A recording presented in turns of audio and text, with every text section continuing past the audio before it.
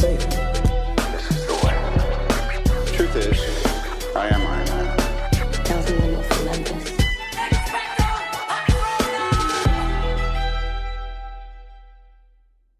Hello, critics, non-critics, and friends. Welcome to the Film Optix podcast, brought to you by the Drive-In Podcast Network, where we discuss film and TV and all things Hollywood. I'm your host, Christian, and I'm joined by my co-host, Devin. And in this episode, we discuss the king of streaming services' latest limited series, Midnight Mass. And joining us to cover this series is friend of the show, Amanda from AMX NDA Reviews. How are you guys doing today? Doing good? Happy Thursday. Happy It is Thursday. Thursday. Yeah. Ready to go to Thursday. church. We are Thursday. ready to go to church. Hell Yeah. At midnight. At midnight. Normal thing, right? At midnight. At midnight. Yes. It's whew. Man, oh man. This Did you go to church a lot growing up? Because I didn't. I did.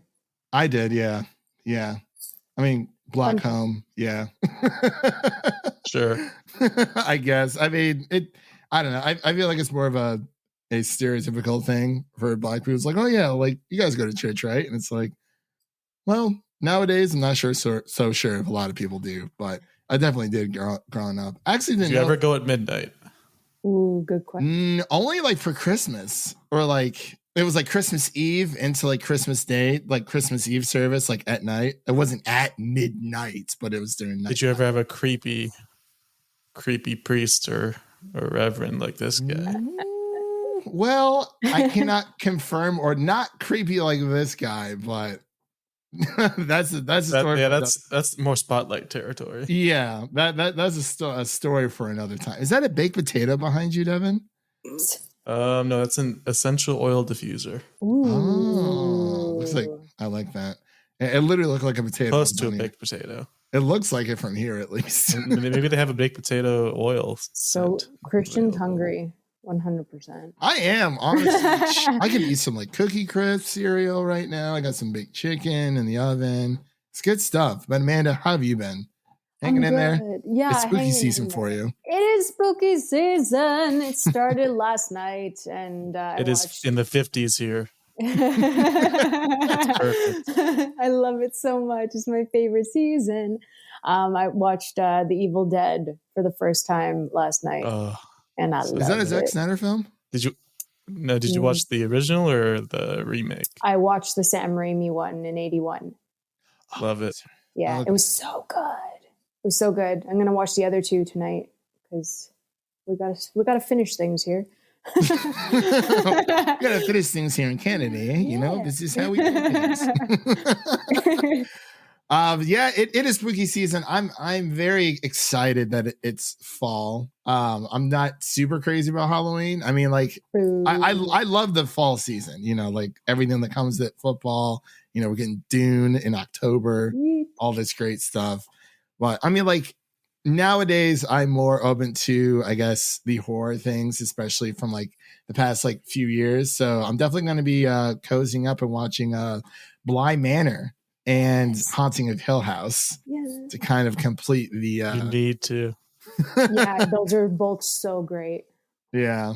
It's Haunting of Hill House is probably one of the best seasons of TV I've ever seen. Really? Hell yeah. They're both limited series, yeah? Yeah. Okay. They have some of the same actors, but they're not Oh, that's related perfect. in any way. I love that he does that. Yeah, I can't get into like American Horror Story though. I was out by like season 3. I was like, nope. I This is tried like- to. It's still going somehow.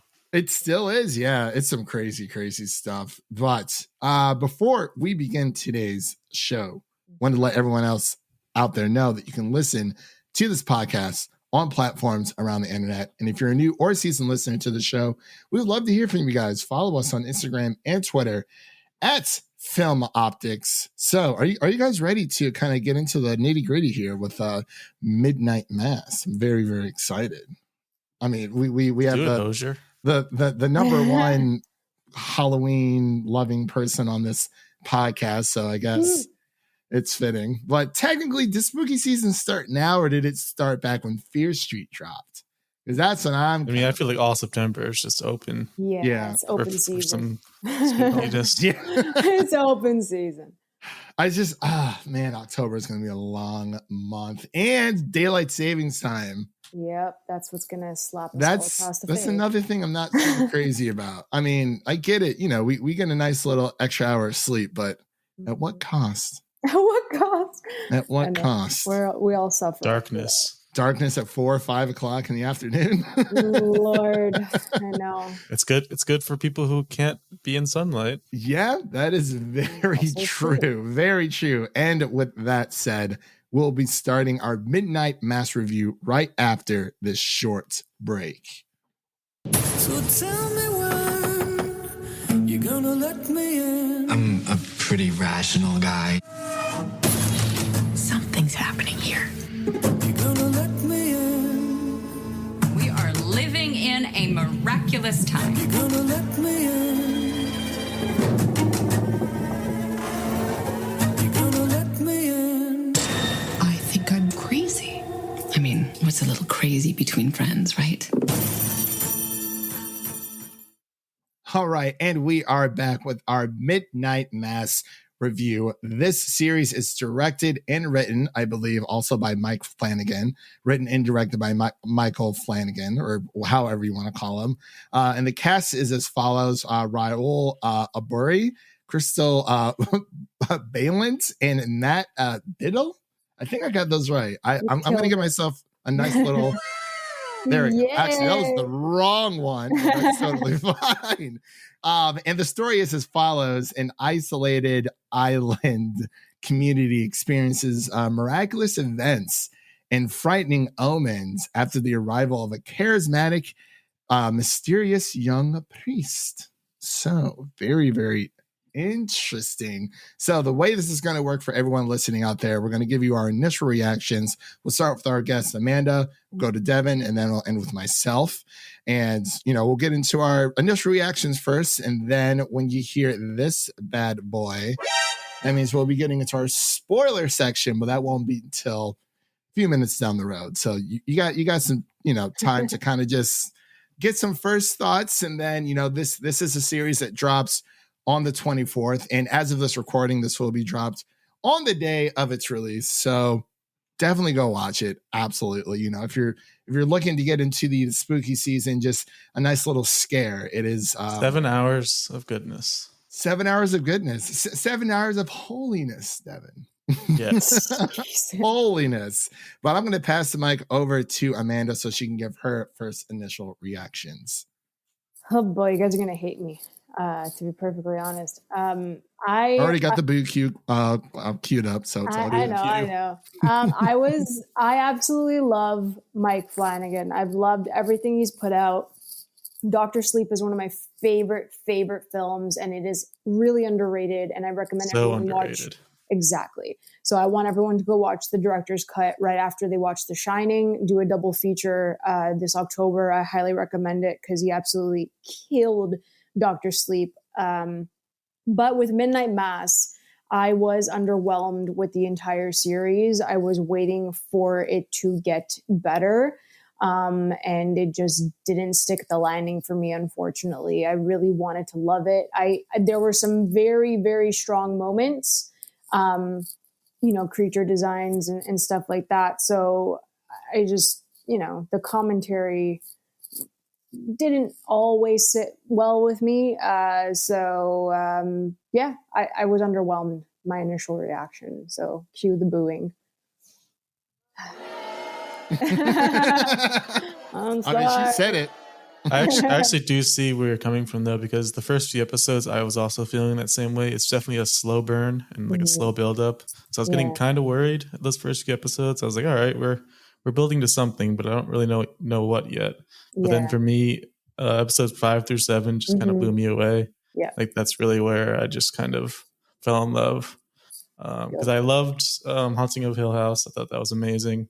I thought Blind Manor was a bit of a step down, but still really entertaining. And I think this is just kind of really strong stuff from Mike Flanagan. And I've never seen him before, but the guy who played Father Paul, Hamish Linklater. He's so good. He was amazing. Where did he come from? I don't know, but I Mike just- Flanagan knows The desert. And it was so weird because I saw him and I just kept thinking he looked exactly like Alex Wolff. An old version of Alex Wolff. Yeah, like Alex Wolff's dad. I was like, are they not related? Yeah.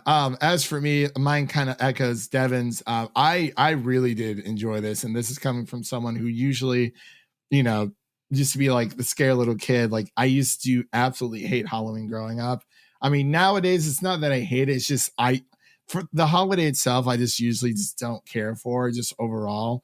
Like, I mean, I get like the whole dressing up and stuff, but it's like, I mean, I see that at Comic-Con and stuff like every single year, but no slide of Halloween. It's just not my favorite. Like I said before, I love everything fall related, but going back to my initial thoughts of Midnight Mass, I really liked it. Like Devin said, it is a very slow burn, but a lot of like the camera work, we'll definitely get into later with a lot of like the mysterious creatures. Like, honestly, it kind of scared the bejesus out of me for a second, but like I just kept wanting to watch. But like for me, when it comes to like slow burns like this, like, and I always compare things to Game of Thrones here on the show. So like even with season 1 of Game of Thrones, like it is a very slow burn, like, but it sets up so much.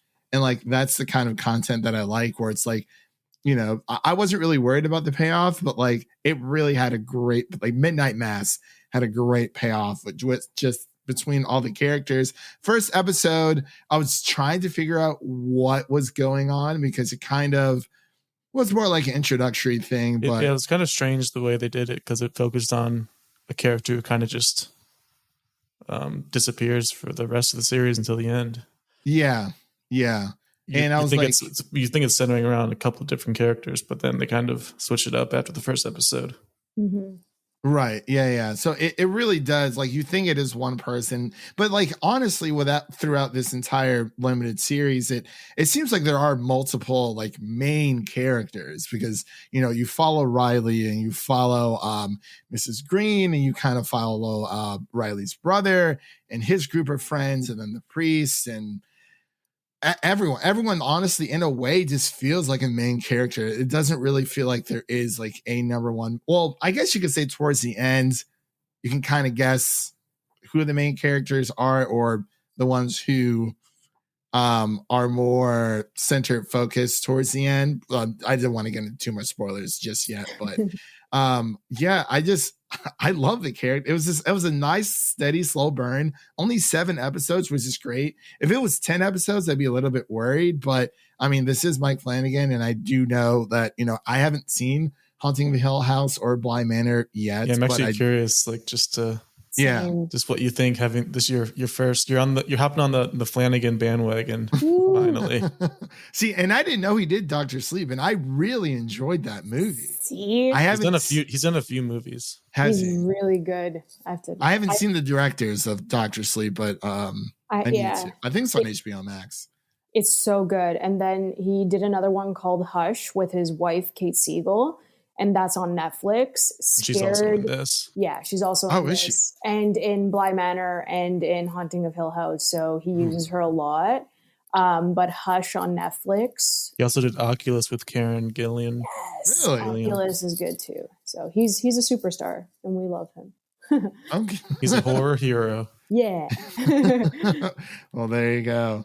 But yeah, like overall, like I didn't really know. I think what really sold me on this was that, Devin kind of mentioned it for us to have something to like, I guess you can say fill out the month of September, but it was a really good pick because I never saw the trailer at all until after. And I was like, oh, wow. Yeah. Like there's like, I never saw the trailer either. I just heard it for the first time when you played it. Yeah. Okay. Dude, I watched it. The trailer is good.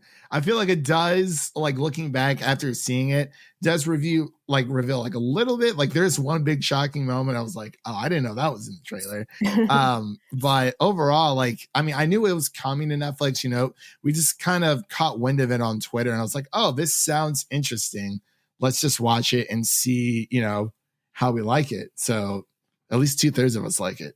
it is what it is. No. Hey, I acknowledge the great things. I just did not vibe with it. That's it. I'm just kidding. I know. I mean, especially someone who's about to lose this draft here in about 30 minutes. Team Zach, but hey. I lost to you in the second round.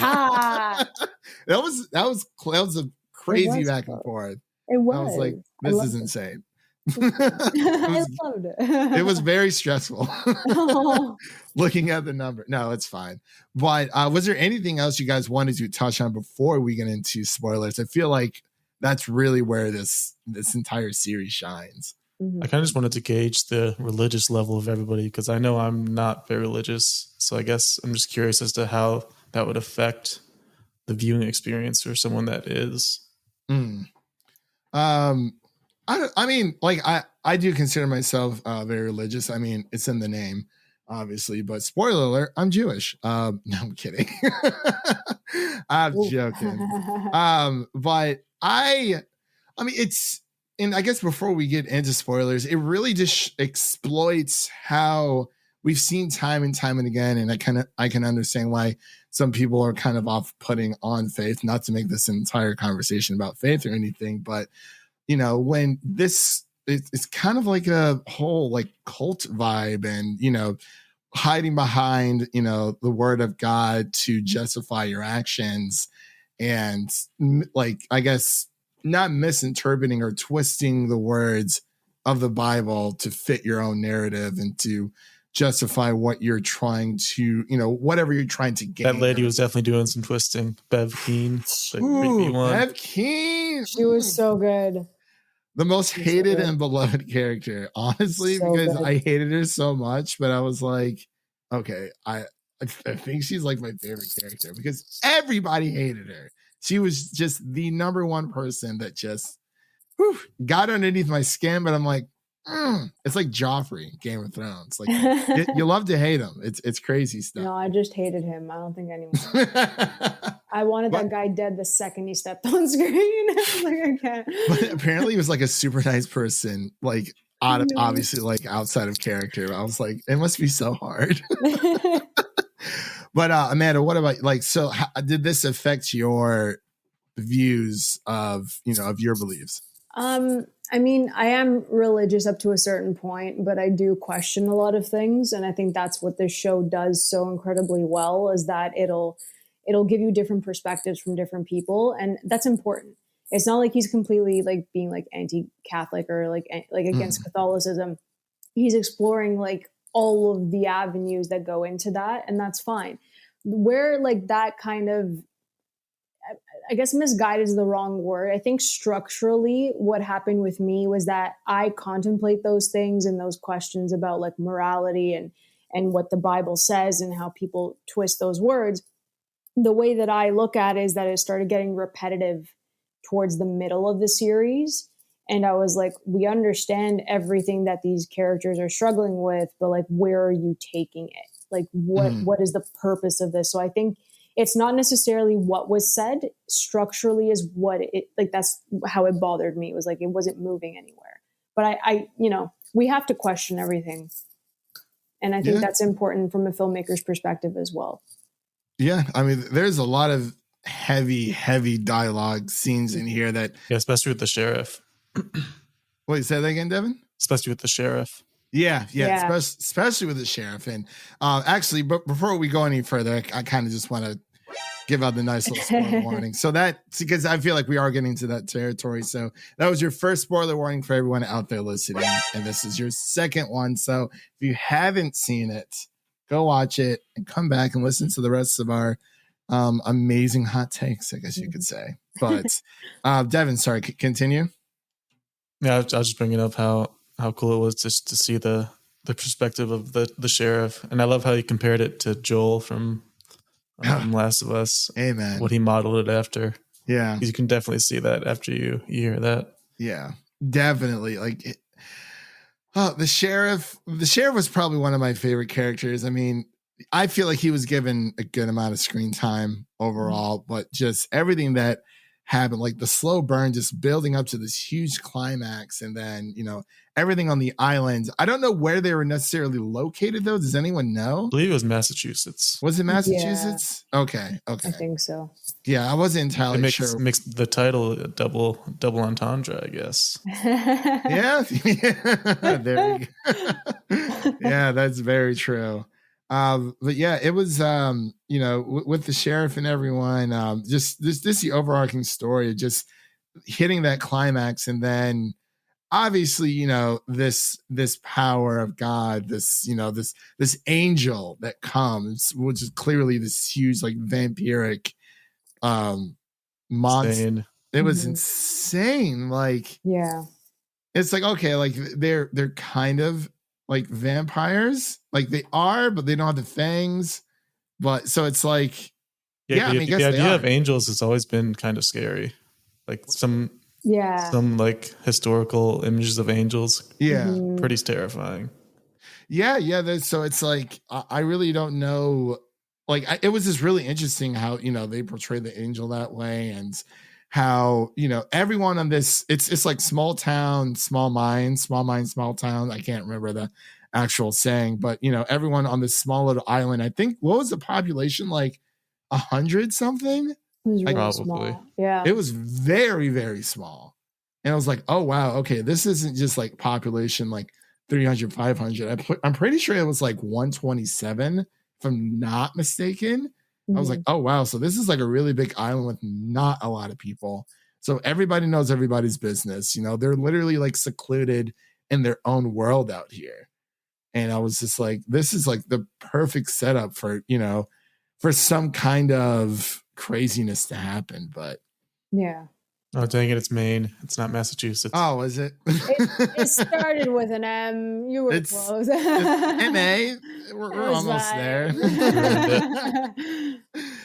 Well, I wanted to pass the mic over to Amanda, kind of give her her spoiler thoughts. I know I've been talking here for a while, but it's, I just don't know. I don't even know where to begin, to be honest. So I guess I'll let the party pooper of the group take it over. Wow. Okay. What an intro. For me, I think that I've watched enough of Supernatural, like that television show has played with angels and demons since like the beginning of the 15 seasons that they stayed on television. So to actually see a creature design like that and it like be an angel, I thought it was a really, really good twist because it looks like a demon basically. But as we all know, like they're kind of interchangeable because angels can go down and fly into hell. And obviously that's who the devil is. And like, that's the whole story. So to have the same creature design and have those wings and all of that, I thought that was really cool. I loved all the blood and they did a good job with the blood. Sometimes the practical effects, I was kind of the aging effects were interesting. They were so bad, if not gonna lie. The makeup and hair for the older, like you could tell that it was a young person playing an older person, and I was like, right away. You guys needed to. So when it was the priest, the older priest, that they're like, oh, he's dead, and like I come to replace you. I originally thought it was like the same. You know what I mean? Like right off the bat, I'm like, this is the same person. I'm like, it's the that same did not actor. cross my mind at all. I was it clicked in. I was like, this is a young dude. There's a correlation. I was like, this doesn't make sense. But yeah, that's like, it was cool. And then there were a couple of missteps. That's it. The scares were great. Camera work, obviously fantastic. I think that was great. He knows how to build tension and anticipation in the right way to get those like jump scares and to actually let you breathe in those moments of being terrified. And like that final church scene is just absolutely, it was crazy. It reminded me of like the Kingsman church scene, but not as crazy. Okay, it was so like not as much going on. I haven't seen the Kingsman, but I know of the scene. Oh my God! I know. Come on, Christian. There's a lot of things. I'm full of surprises. There's a lot of crap to see. That's homework. But yeah, I do agree with the camera work, just with the glowing of the eyes, like even towards like, the small build up towards, I would say between episodes like 1 through like possibly like 4, where, you know, we don't like, obviously we see there's a presence on this island, and obviously after a while we know that it can fly. But when Monsignor Pruitt kind of like comes back, you know, we think it's somebody else, and he brings like this trunk with him, and he's like, and Someone it's like in there. I was like, oh, okay, nope. I'm like, okay, but let's keep watching, you know, like we got to figure out what's going on here. I really I love the mystery behind it, because it's, I mean, it would have been different if it was like multiple like angels. I would have been like, okay, like where are all these people, like angels coming from? But like the miracles that happen on this island is like, it's crazy. And like, it kind of just, it really just blew my mind, especially with Lisa. Like when she, when obviously we know what's happening with her, and we get a lot of backstory on that. That was such a good scene. He's just like, come get it. Everyone's just like, stop it. She was like, I was like, yo, what? Like, there's no way. But that was the scene that was. That's how you do it, Dark Phoenix. Wow. Whoa. Whoa. Whoa. This Dark Phoenix, please. Actually, I have to. It has one of the best Charles and Eric moments in the history of the franchise. Oh, when they're playing chess, like every other Charles, like every other X-Men movie. No, but that one was just like a very nice ending. You know, it was. They're not coming back. Anyways, that's a whole different situation. No, you're totally fine. But yeah, the whole thing with Lisa, it was wow. I just didn't really believe it, because I was like, okay, how is she able to stand now? And you know, they're talking about like the phantom leg situation with some people who are able to, you know, recover some of their mobility back, but it's very rare. But just the stories and the everything that was going on. But the only thing that kind of that was weird between Monsignor Pruitt and the doctor's mother, I didn't know they were like a couple, unless I missed that. They didn't really, I might have missed it too, but they didn't really explain that too much as far as them being like, I guess he's her real dad and she kind of just left him because he wanted to be a priest instead. Yeah. I don't know. Yeah, I thought that was very, very. Because that is a really interesting dynamic, but they just didn't really go expand into it on too it much. Yeah. Do you guys think that do you guys think 7 episodes was perfect for the story? Do you think they could have expanded on it? I guess wasn't 7 like a big number in theologically? Yeah. That is very true. Yeah. That is true. I take that. Personally, I think this would have worked better as a movie. Really? Because they really stretch certain character backstories that like didn't really have any kind of ending.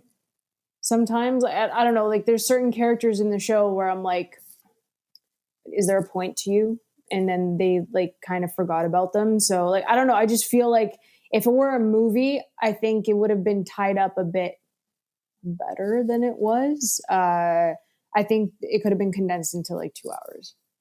And it would have worked. Really? Oh, that's a bold claim. Okay. Yeah, I'm sorry. No, hey, don't. You know, like your thoughts are your own. We're not really here to.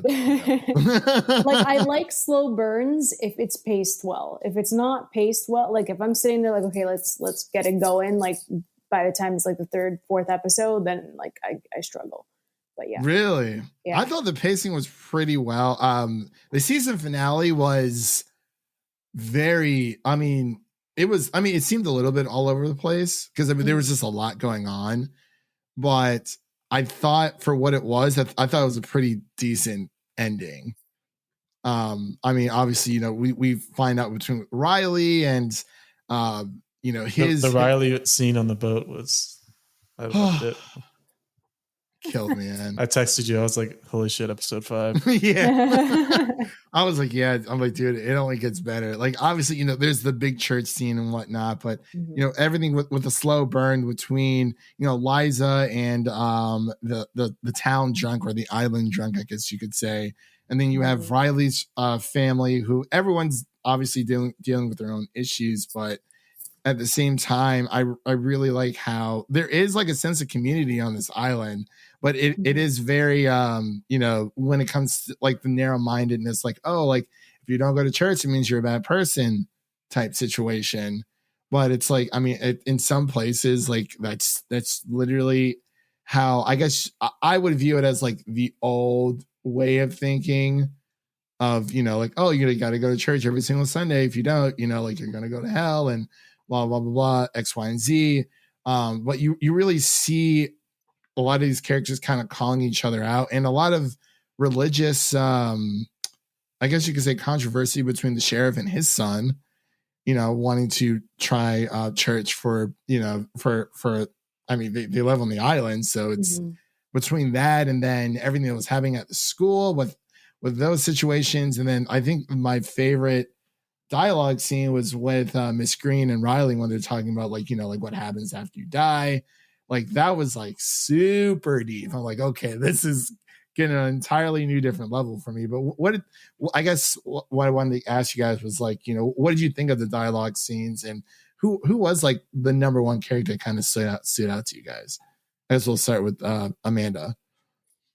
I mean, like the priest, like Pruitt really stood out. He commanded every single scene that he was in. He got everyone pumped when he was saying his sermon. So like you kind of need that actor to have, you know, a level head with the dialogue and then know when to like pick up in certain moments. And I think he really just nailed like fluctuating his energy in how he delivered his dialogue. And that's what made you just like listen to what he had to say. And I think that's really important when obviously it's dialogue heavy. So he's like clear standout.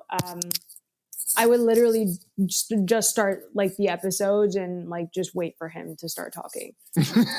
Like I know like that again. He was that good. He was that good where it's like I didn't care about any other character in the show except for him because of how good. I'm not saying that the performances were bad, right? But he was the most interesting character. So if you have one interesting character, that character needs to bounce off of someone else who's equally as interesting. So I think that's where it was like a misstep for me personally.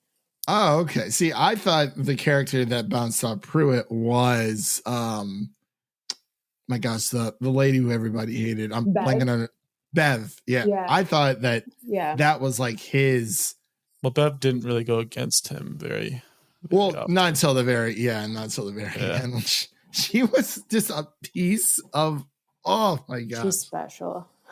She was. But it was like between the dialogue that like you could see that she was kind of like tightly wound in a way, but it's like I was waiting for her to like snap.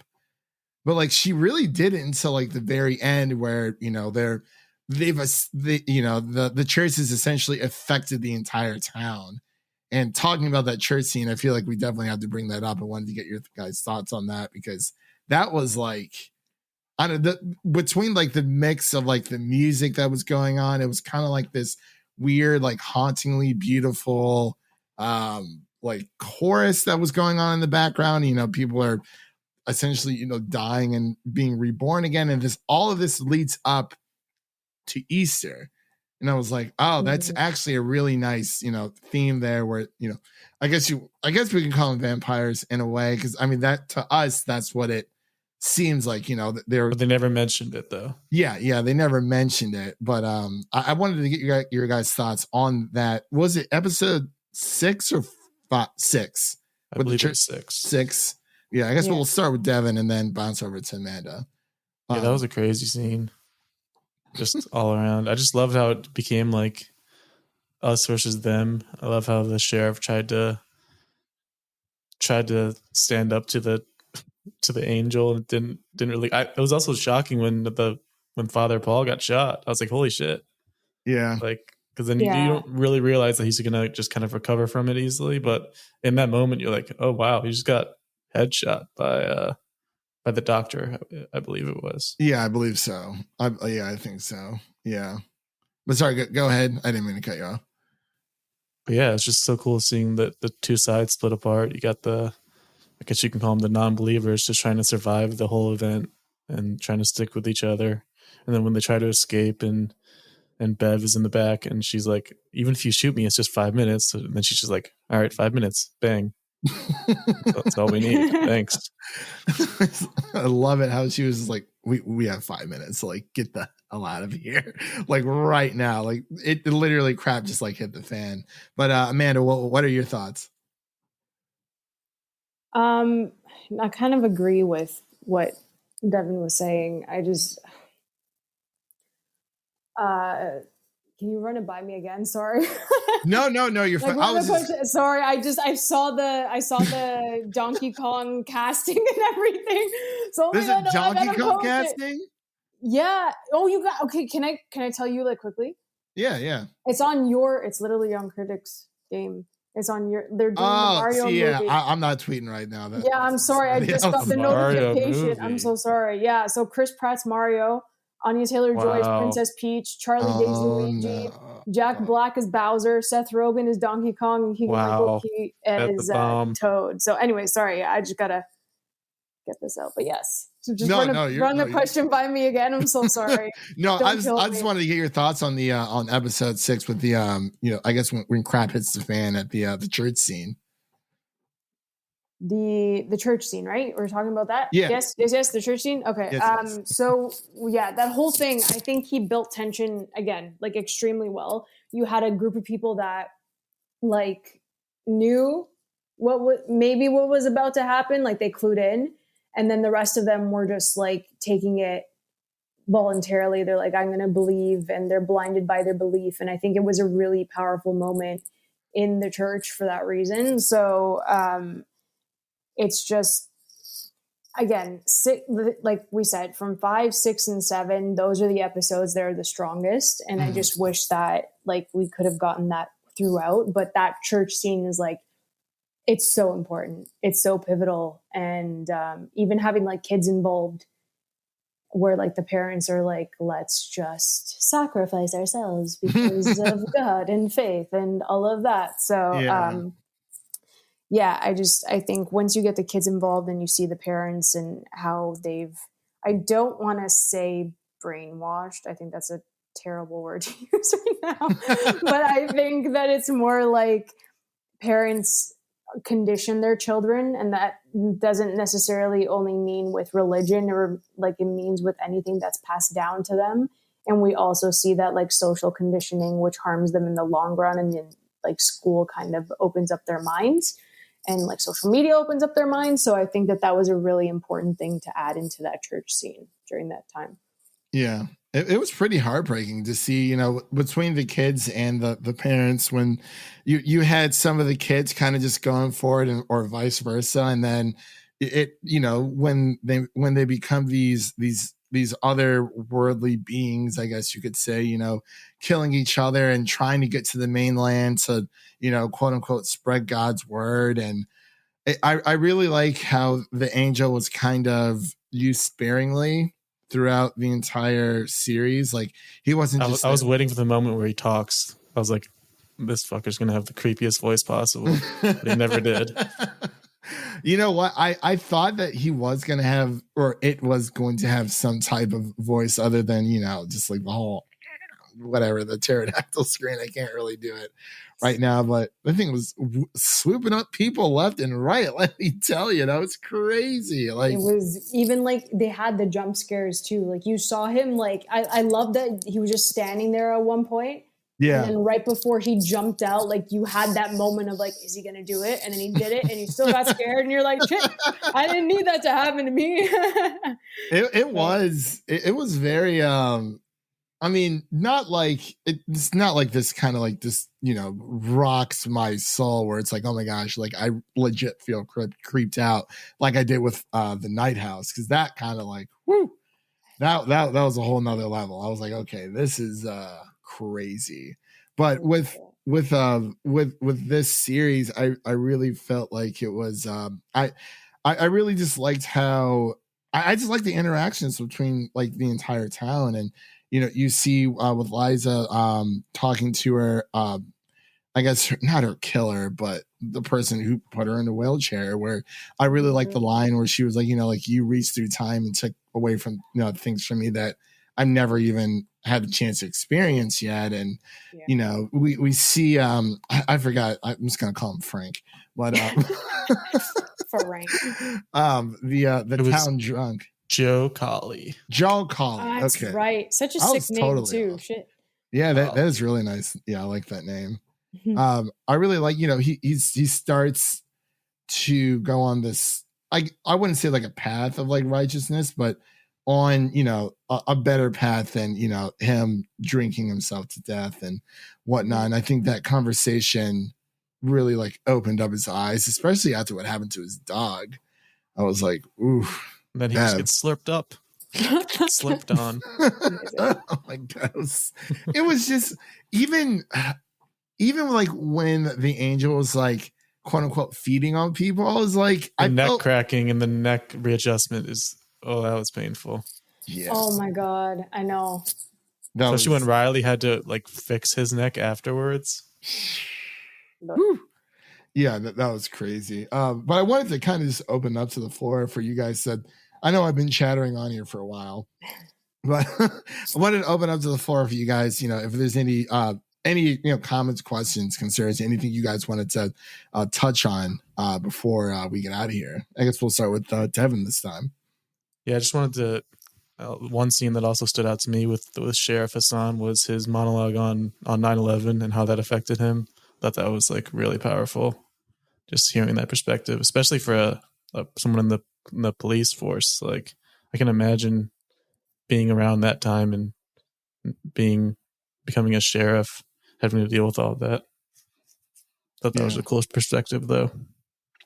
Yeah, I really liked that perspective. It was crazy, like the way how, and like after that speech, he was like, I mean, you kind of saw it with him and Bev, like he was right, because especially after everything that happened with 9/11, like especially here in the States, it was very sensitive for a while, and people started to like, I like how he was like, yeah, like they brought more of us in, and then they realized there was like, oh, like too much of us, and they thought, oh, maybe this is another attack, and it's like it just kind of broke my heart. It was crazy. Well, I wanted to pass back over to Amanda.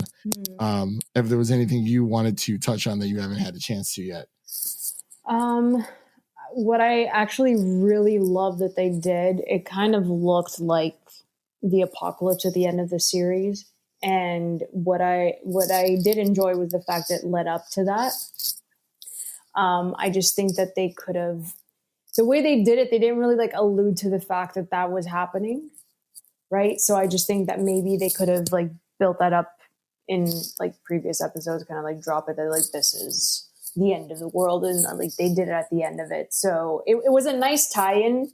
I get it, but I feel like it was too many things that they were trying to build up for like only 7 episodes. But it looked really cool. That's all I'm going to say for that. It looked cool. Yeah. No, the series finale, it was literally just like. It was interesting how they the way that they tried to quote unquote convert everyone and trying to say, oh, like the first time around, God, destroyed the world with flood, and next time it's going to be fire, and they literally, Bev kind of just lit up the place. But I really wanted to give a shout out to Riley's mom.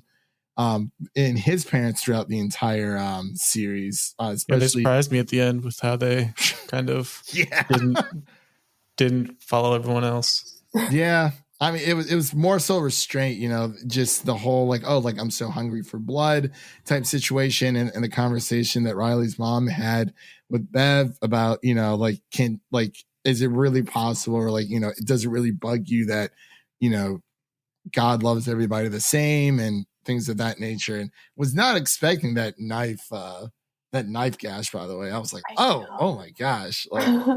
Like, but I was like, oh, it's like, is that knife for me? She's like, oh, no, it's not for you. I didn't think it was going to be for like herself. I thought she was just going to lie about it or like drop it or something. I was like, oh, and then that was like, oh, Jesus. Like, it was crazy. I don't know. Insane stuff. But I really like, I kind of guessed towards the end about Liza and Riley's brother were going to survive, because it's like, I mean, of course the kids are going to survive.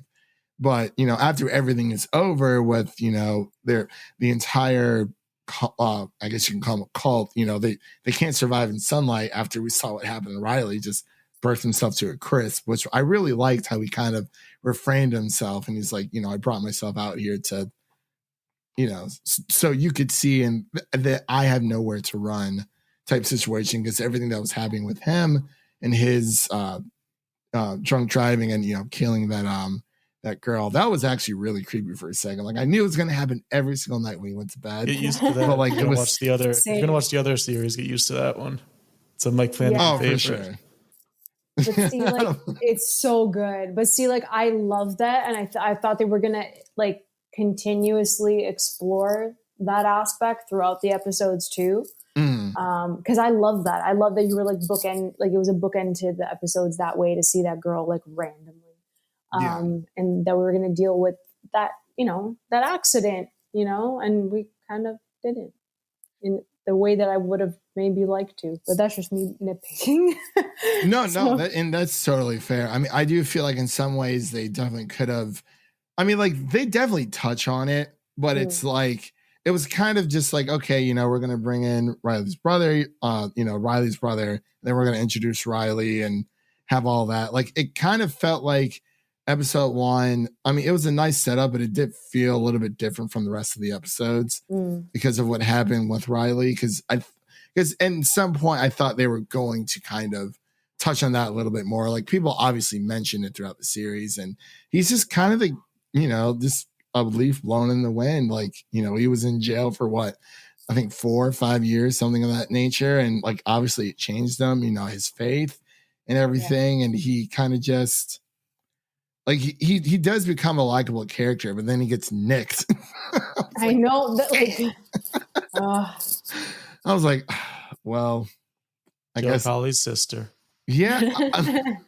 Seriously though. And that kind of the dialogue between Pruitt and Riley, you know, when Pruitt offers to have his AA meetings on the island instead of him going back and forth to the ferry, I'm like, yo, dude, that's like a long trip. That's like a day and a half. It's some crazy stuff. I think they're about 30 miles offshore from the mainland. But it was just really interesting because I didn't know where they were going to go after Riley died. Like who was going to be the main focus, and it ended up being multiple characters. And I think it worked pretty well. More so Miss Green. I feel like she kind of carried the torch over from Riley. But overall, I just thought it was a really great series. You know, had small little issues here and there. Liza is officially crippled now again because, like, I think that's like the last line. Yeah, that was a strange last line. She's like, I can't feel my legs. I was like, I didn't really think about like, oh yeah, I guess she would be, you know, disabled again, like this immobile. I mean, so I thought that was pretty interesting.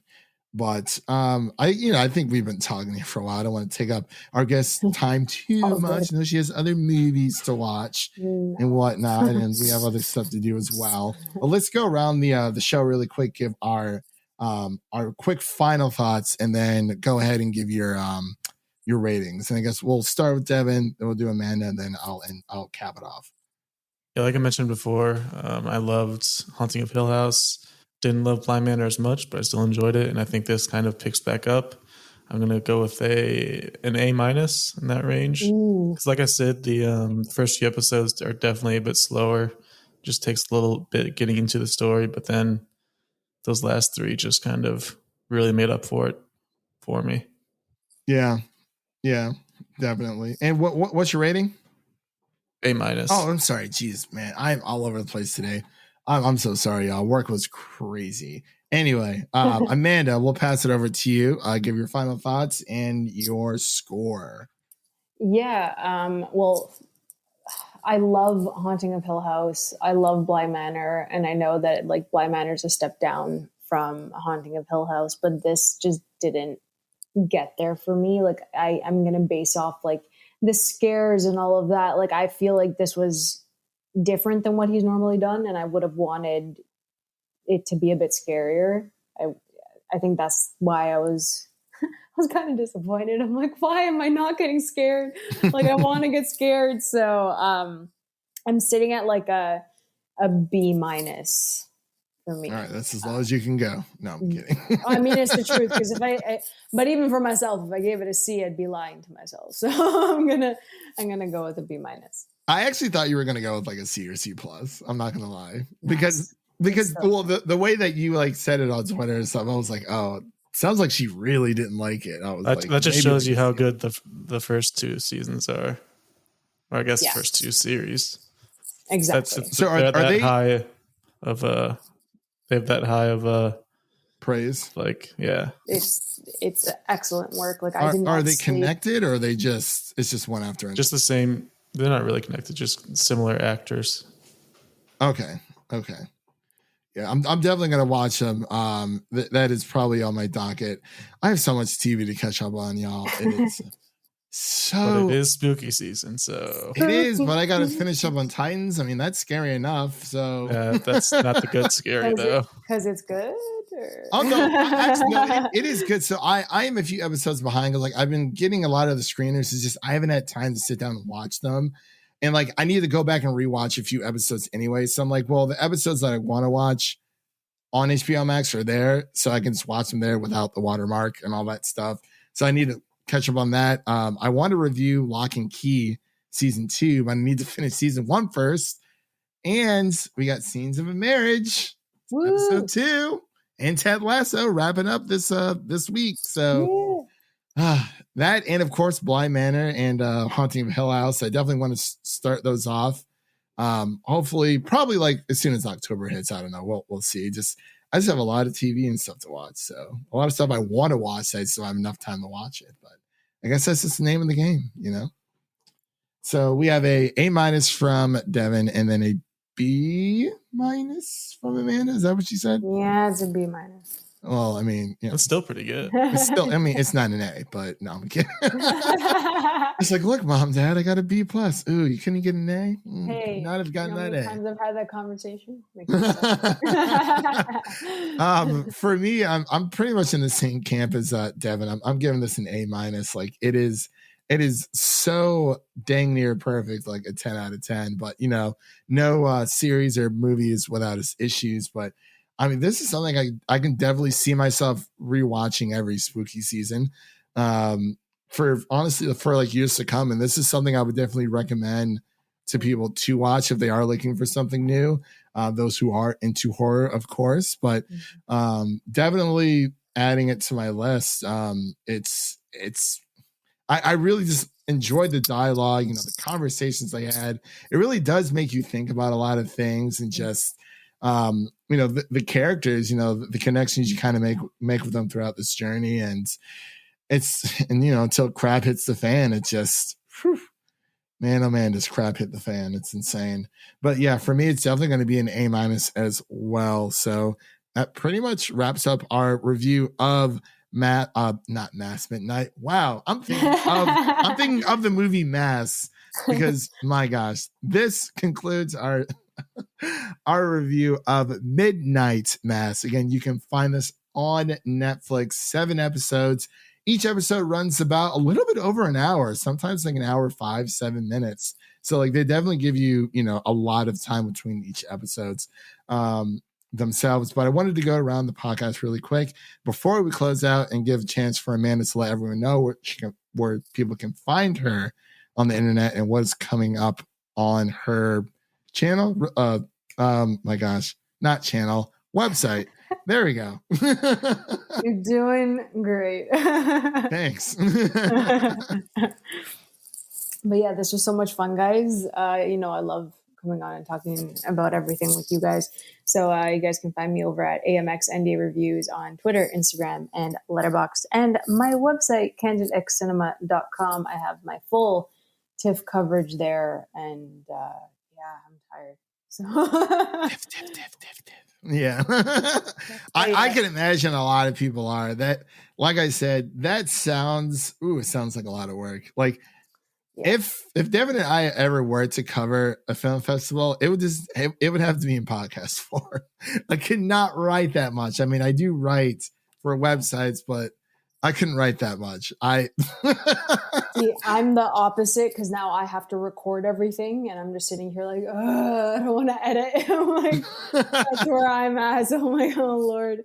Yeah, the editing process for me is more, I guess, therapeutic sometimes, but you know, a podcast is nothing unless you got nothing to say. So it's all about that as well. So I feel like there's drawbacks to both. It just depends on what kind of medium people like to. But for videos, yes, that is 10 times harder.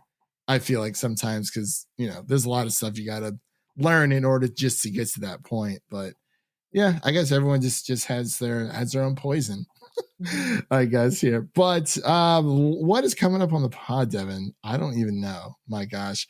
Oh, we have our Venom 2. Venom 2? I mean, unfortunately. Anyway. Yay, Venom 2. Yay, Venom 2. Well, so since this is coming out, since this is dropping on a Friday, you can actually check out our Marvel's What If Episode 7 review that dropped on the 22nd. And you can check out our Dear Evan Hansen review that will be dropping on September 27th. That is on a Monday. And then the following Monday, we're going to be having our Venom 2 coverage on October 4th. Amanda, I know you're somewhat whatever crazy about this movie for whatever reason. No, I'm kidding. I love it so much. But you know, if you know, we'd love to have you back on if you're you know not too busy. I know everyone. It's been crazy for everyone lately. Like it really has. Like everyone coming out TIFF and just getting ready for the crazy month of October. It's just super long. There's literally like 5 movies dropping every Friday. Every single Friday. It's like, how the hell do we even keep up with anything? Like, I honestly don't know. We just, you know, let our day jobs suffer and no. Yeah, honestly. But yeah, it's crazy stuff. So yeah, that's pretty much everything that's coming up on the podcast. Also, if you haven't checked out our review of Star Wars Visions, definitely check that out here on the podcast. And we also give our thoughts about the Emmys. Really quick, Amanda, what did you think about Alexander Hamilton winning? Nope. Winning that variety special. It is. I keep telling Devin, it's the best of both worlds. There we go. I literally, I don't know how this thing got nominated for an Oscar and it got nominated for an Emmy in the same year. That makes zero sense to me. Any Hamilton nomination, because it's literally a stage musical. It's media fluid. It's media. Hey, I'm saying the Disney Plus version is technically stitched between 3 different performances. I cannot. Alexander Hamilton for the win, baby. No, but Ted Lasso won. Yes. Ted Lasso won, so that's all that matters. Yeah, I think they won 8 out of 20 nominations. I believe it was actually, it's really, really good. But of course, The Crown beat them by a few. But that's honestly still very, very good for them. Very sad that show is going to be ending here soon. So that's something, I guess. But yeah, that pretty much concludes today's video. And let me close this out here. We'll see you guys later on. Have a good weekend, everyone. Definitely check out Midnight Mass and everything else that's coming to Netflix. I think they have their whole Tadum thing that's going on.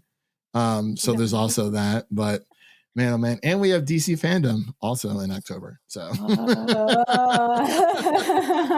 fun stuff. But let's get out of here for today. And that's a wrap for today. Thank you all for listening. And if you enjoy the show, leave us a 5-star rating and review on Apple Podcasts. And follow us on Twitter and Instagram to stay in the know. That was Devin. My name is Christian, and we'll see you guys next time.